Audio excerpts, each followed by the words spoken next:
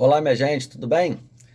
Então, eu sou o pastor Leonardo Maciel e nós estaremos aqui falando um pouco sobre a lição de número 12, que tem o texto bíblico base, de Mateus capítulo 22, 34 a 40, que diz: E os fariseus, ouvindo o que ele fizera emudecer os saduceus, reuniram-se no mesmo lugar. E um deles, doutor da lei, interrogando-o para o experimentar, dizendo: Mestre, qual é o grande mandamento da lei? Jesus disse-lhe: Amarás o Senhor teu Deus de todo o teu coração, de toda a tua alma, de todo o teu pensamento. E o segundo, semelhante a este, é: Amarás o teu próximo como a ti mesmo. Desses dois mandamentos dependem toda a lei e os profetas. Então, aqui numa rápida introdução sobre essa questão e esse texto, Jesus ele fez emudecer os saduceus, e quando ele faz emudecer os saduceus, os mestres da lei, eles fazem um conselho ou um concílio, para deliberar sobre Jesus e querer fazer Jesus passar por uma vergonha ou chegar ao descrédito. A pergunta dele sobre o grande mandamento da lei não está pautada numa dúvida que ele queria tirar com Jesus, mas pelo contrário, uma pergunta maliciosa, querendo levar Jesus ao descrédito diante de toda aquela população que estava ali vendo toda aquela discussão. Porque, na verdade, eles jamais imaginariam que alguém que não tivesse estudado nas escolas teológicas dele pudesse ter o mesmo nível de deliberação ou nível de conhecimento que eles tinham, e achavam que Jesus ele jamais poderia chegar ao nível de conhecimento deles, ou seja, a pergunta estava pautada não numa dúvida, a pergunta estava pautada na arrogância, na jactância deles, né? Esses homens, eles deliberavam sobre tudo, né? E eles gostavam de discutir sobre o que era mais importante. Poxa, o que é mais importante? O mais importante é o dízimo, e tinha várias deliberações. O mais importante são os sacrifícios, as cerimônias, circuncisão. E eles gostavam de discutir, cada um tinha sua corrente teológica. E a pergunta era tão capciosa que Jesus, além deles entenderem que Jesus ele não estava no nível por não participar das suas escolas teológicas, eles imaginavam também que Jesus, ao ir para uma corrente, né, ele ia desacreditar uma outra corrente. E aí ia ser uma discussão sem fim, de forma que eles poderiam facilmente poder levar Jesus realmente ao descrédito através dessa pergunta maliciosa. Eles estudavam tanto sobre isso daí que é até interessante que eles enumeravam 248 preceitos afirmativos. E esses 248 preceitos afirmativos era exatamente o número que na época, que a ciência da época entendia, são 248 partes do corpo humano, né? Então, para cada parte do corpo humano existia um preceito afirmativo e 365 preceitos negativos, que são cada dia do ano, né? 365 dias no ano tinha um preceito negativo, trazendo, no caso, dos 613 preceitos, e desses 613 preceitos, é interessante também que era exatamente o número de letras do Decálogo, ou seja, o número de letras dos 10 mandamentos no original hebraico. Mas Jesus, ele, como havia feito emudecer os saduceus, agora ele vai fazer emudecer os mestres da lei, né? Porque Jesus vai trazer algo que talvez eles tivessem esquecido. Eles estavam tão jactantes e tão arrogantes, falando sobre cerimônias e coisas simplesmente externa, que Jesus ele olha para o interior do homem. Até porque Deus ele está preocupado mais com o que está dentro do que o que está fora. O exterior você pode maquiar, mas o que está dentro não. O que está dentro emana, né? Então Jesus ele lembra Levítico capítulo 19, lá no verso de número 18, que talvez eles tinham já esquecido já há muito tempo, depois de tantas deliberações externas, né?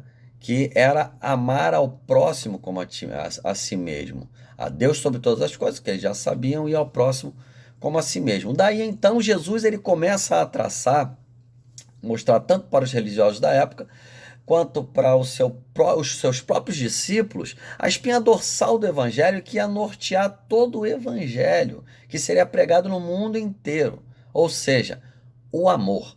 e que todas as enfadonhas discussões sobre Torá, Decálogo, 613 preceitos se resumia numa só palavra, o amor. O amor, no caso, cumpre toda a lei, cumpre todos os profetas, que é o que nós veremos agora no tópico de número 1, que vai falar que o cumprimento da lei é o amor. O amor é o cumprimento da lei.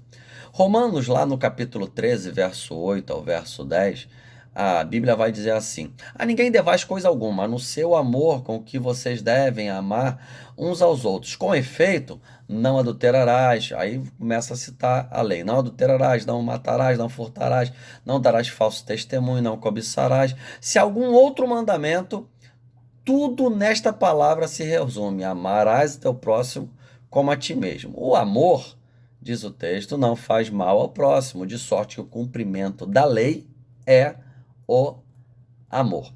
Quando você pratica o amor, você não precisa se preocupar demasiadamente, é isso que o apóstolo Paulo está dizendo em Romanos, e o que Jesus estava querendo ensinar, que você não precisa se preocupar demasiadamente com a lei, pois você cumpre a lei com naturalidade quando você ama de verdade. Isso daí é uma pergunta simples e natural. É você perguntar e responder. Por exemplo, quem ama de verdade fala mal do seu próximo, ou seja, calunia seu próximo, dá falso testemunho do seu próximo, cobiça as coisas do seu próximo. Às vezes eu fico pensando, eu não consigo cobiçar nada do meu filho, da minha filha, porque eu amo de coração, né? É um amor. Então você não cobiça nada de ninguém. A mulher, o marido do próximo, né? Você não adultera, você não mata. Quem ama não faz nada disso. Então, naturalmente, quem ama já cumpre a lei com muita naturalidade. Isso quando você ama de verdade, né? E um dos tópicos desse número 1 também está que o amor é a base de tudo. E essa é a grande verdade. O amor, ele é a base de tudo. Se você não ama, você é tudo menos cristão. Porque a base de tudo no cristianismo é o amor. E nesse ponto, é interessante, né, na nossa aula, eu queria deliberar sobre os tipos de amor. Então, nós temos 4 tipos de amor que o texto grego ali nos traz, que o primeiro amor é o amor filéu, do grego, que fala sobre o amor fraterno, o amor entre amigos, também o amor eros, que é o amor da intimidade, o amor de homem e mulher. Terceiro amor é o amor estorge, que é o amor de parentesco, pai, filho. E o principal, que é o alvo da nossa lição, da nossa aula, que é o amor ágape. É o amor de Deus, é o amor sacrificial, é o amor incondicional. É a base do evangelho. A base é o amor, né? Isso daí ele demonstra, o próprio Deus ele demonstra o seu amor como base, como exemplo. João capítulo 3:16, porque Deus amou o mundo de tal maneira que deu seu Filho unigênito para que todo aquele que nele crê não pereça, mas tenha a vida eterna. Romanos capítulo 5, verso 8, que vai dizer: e Deus prova o seu amor para conosco, em que Cristo morreu por nós, sendo nós ainda pecadores. E Romanos 5, verso 8, vai dizer sobre a graça, né? Porque nós não merecíamos, nós merecemos o inferno. Ele nos amou sendo nós ainda pecadores, né? Ou seja, ninguém merecia, mas ele mesmo assim, com amor incondicional, com amor sacrificial, Deus ele deu o seu filho para morrer pelos nossos pecados. Ou seja, o amor ele é a base do cristianismo, é sine qua non. Não existe, repito, se você não tem amor, você é tudo menos cristão. Até porque o próprio Jesus também, ele vai dizer lá em João capítulo 13, verso número 35, que nisso todos conhecerão que vocês são meus discípulos, se vocês amarem uns aos outros. Ou seja, as pessoas elas vão reconhecer que nós somos discípulos de Cristo, que nós somos cristãos de verdade, se nós amarmos uns aos outros, né? Porque se as pessoas olharem para nós, as pessoas podem ver a gente pregar bonito, dar aula bonito, pode ver você falando em línguas, usar dons espirituais, mas se as pessoas não verem amor em vocês, elas vão ver tudo, menos que você é um seguidor de Cristo, menos que você é um cristão, né? E o número 2 é Jesus em defesa do amor, né? Número 2, Jesus em defesa do amor. Jesus, lá no capítulo 22, com esse mestre da lei, ele vai em defesa do amor, né? Eles querem saber de preceitos, eles querem saber das suas deliberações. Mas Jesus, ele vai defender o amor, enquanto todos aqueles mestres da lei, eles defendiam a lei de forma fria, arrogante. Jesus, ele não anula a lei, né, diante deles, mas ele dava o verdadeiro sentido, a espiritualidade, né? A verdadeira espiritualidade, as tradições humanas e legalistas que eles queriam trazer naquele momento, mostrando que eles conheciam muitos preceitos. Eles poderiam até estudar muito, mas eles esqueceram do maior mandamento, que é o amor com que nós devemos amar uns aos outros. Jesus, então, ele demonstra que o amor, ele é um mandamento. E aqui eu queria te chamar a atenção para isso também, que o amor, ele é um mandamento. Ou seja, não é uma opção. Você, como cristão, tem que amar. É um mandamento, é uma ordenança. Jesus, ele mandou você amar, né? Para ser cristão, tem que amar. Então, o amor, se é um mandamento, você decide amar ou não. Porque se fosse algo que te arrebatasse, isso daí pode ser paixão, mas amor não é. Se fosse algo que te arrebatasse, que te tirasse o sentido, que de repente do nada você se viu amando, né? Se fosse assim, não seria um mandamento. Se é um mandamento, passa pela tua vontade, passa pela tua volição. Então, meu irmão, decida ser cristão de verdade. Esse é o cerne do cristianismo. É você decidir amar as pessoas de verdade. Número 3, o amor é a maior prova externa da salvação. É prova externa. As pessoas veem que você é salvo. Você vê que você é salvo, você sente que você é salvo, né? Por quê? Por causa do amor. Vamos lá. O evangelho ele é sensacional, né? Porque primeiro, o evangelho ele resgata o amor próprio, ele resgata a autoestima. Até porque Jesus ele vai falar que nós devemos, Levítico também fala no capítulo 19, Jesus ele fala que nós devemos amar o próximo como a nós mesmos. Existe algo que está implícito e algo que está explícito. Explícito é amar ao próximo. Está muito claro que você precisa amar ao próximo, é o que a gente tem falado até agora. No entanto, eu quero te chamar a atenção que para você amar ao próximo, você também tem que se amar. Até porque você tem que amar o próximo como você se ama. Agora, imagina que contradição, você se odeia, né? Você acha que você não é ninguém, você não presta para nada. Como é que você vai amar outra pessoa? Na verdade, talvez você vá odiar outra pessoa, né? Porque você se odeia, então você vai fazer com a outra pessoa o que você faz consigo próprio, né? Então, o evangelho primeiro resgata a tua autoestima, ele resgata o teu amor próximo, o teu amor próprio, né?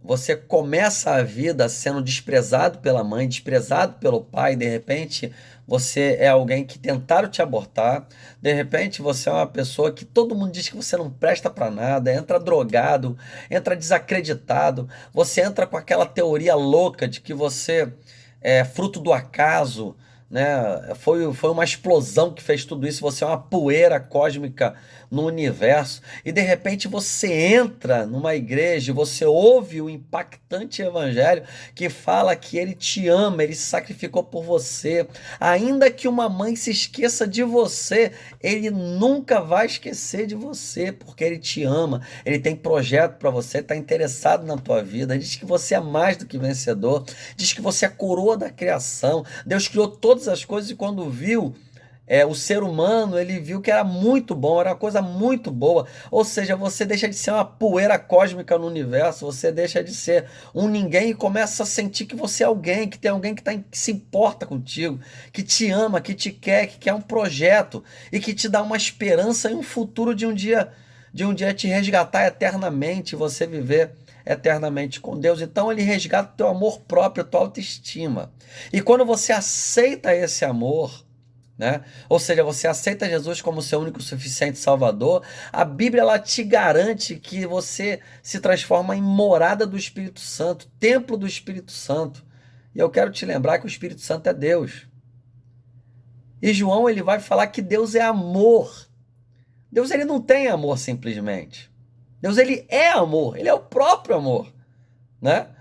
Então, quando você é a morada do Espírito Santo, você é a morada de Deus. E se você é a morada de Deus, Deus é amor, você tem dentro de você o amor. Esse amor resgata a tua autoestima, esse amor te dá alegria de viver, esse amor é Deus transbordando dentro de você.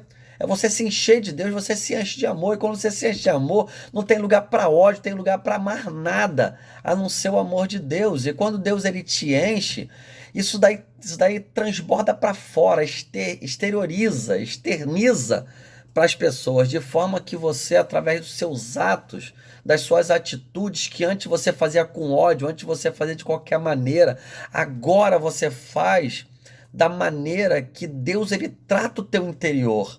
Você faz com todo o amor e por isso que exteriorize, por isso que você começa a realizar boas ações, porque você começa a se amar e você começa a amar o próximo como mandamento a si mesmo, né? E o Espírito diz lá em Romanos capítulo 8, verso 16, o Espírito testifica com o nosso Espírito, ou seja, esse amor, esse Deus, esse Espírito que está dentro de você começa a testificar de que você é filho de Deus, de que você é salvo.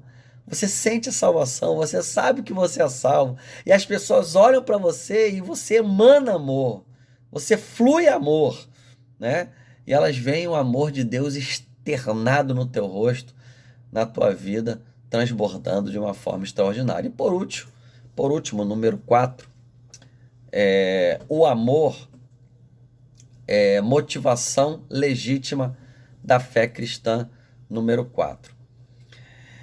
Então, meu irmão, o amor ágape, o amor de Deus, o amor sacrificial, o amor incondicional, ele nunca acaba, né? Isso é importante demais. O amor de Deus, o ágape, ele nunca acaba.